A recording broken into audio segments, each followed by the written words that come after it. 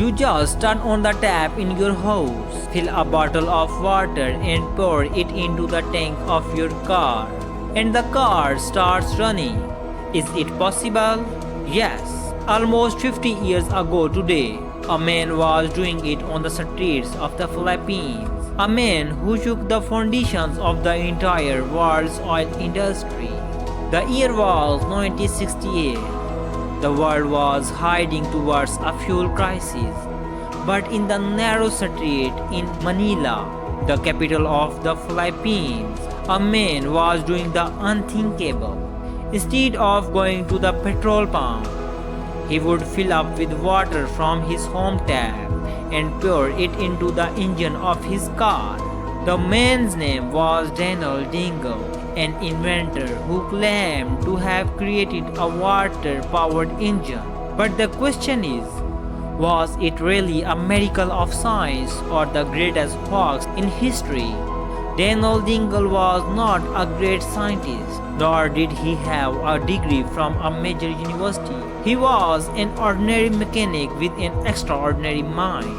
His childhood was spent in poverty, but his fascination with machines was there from childhood. Early age, Dingle learned to disassemble and assemble car engines at an early age. First invention.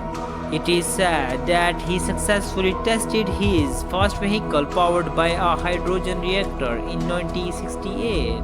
Now here comes the science. Dingle claimed that the reactor he built performs the process of electrolysis so quickly that water is instantly converted into hydrogen gas, which provides the engine with even more power than gasoline.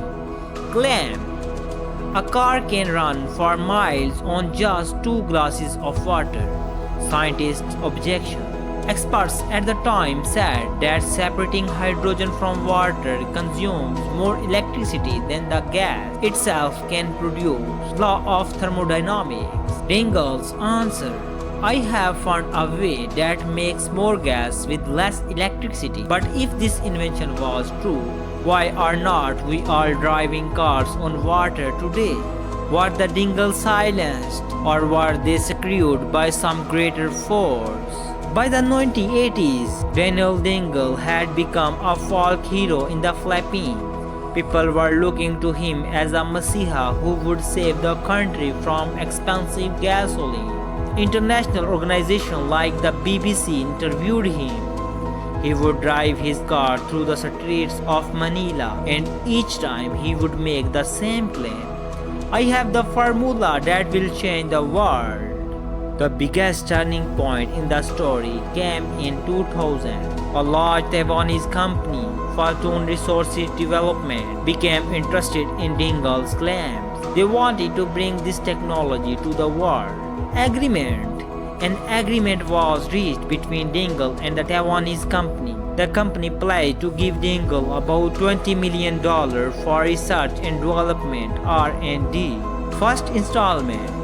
It is said that Dingle was initially transferred a huge sum of money so that he could mass produce his hydrogen reactor. The money was received, but the work could not start. Months passed, then years. But Dingle neither shared the secret of his technology nor created a product that could be brought to market. The patience of the Taiwanese investors was paying off. Investors accused Daniel of wasting time and that the technology did not actually work. Daniel's response: Western powers and big oil companies want to kill me, so I am not revealing my secret. The matter finally reached court in 2008. The Taiwanese company sued Dingle for fraud. A Philippine court found Daniel Dingle guilty. At the age of 82, he was sentenced to 20 years in prison. Court remarks: Judge said Daniel failed to prove his technology and misused investors' money. Dingle's supporters still believe he was not guilty. They say Dingle was targeted in a conspiracy aimed at suppressing cheap water power technology so that the global oil economy would not be destroyed.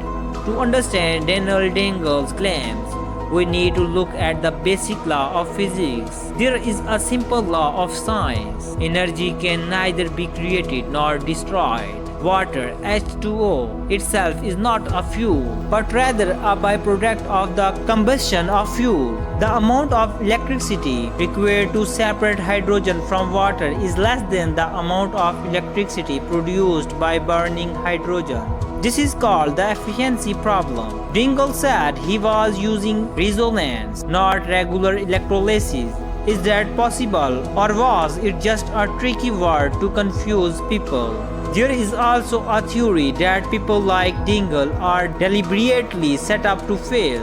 If all the cars in the world ran on tap water, the trillion-dollar petroleum industry would collapse overnight. Similar claims were made in the United States by Stanley Meyer, who died suddenly in a restaurant, and those last words were, "They poisoned me."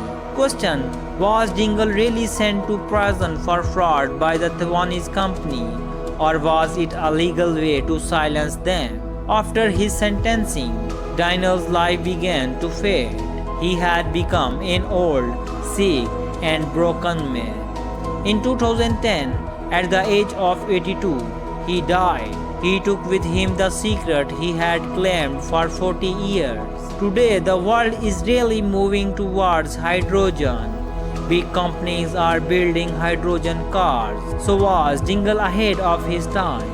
The only difference is that today's cars use hydrogen fuel cell. They don't just run on water. The story of Daniel Dingle teaches us two lessons.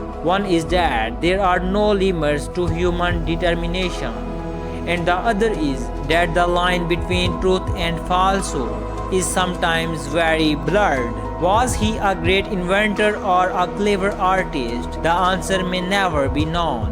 But one thing is certain. As long as the world has a fuel crisis, people like Daniel will continue to be mentioned.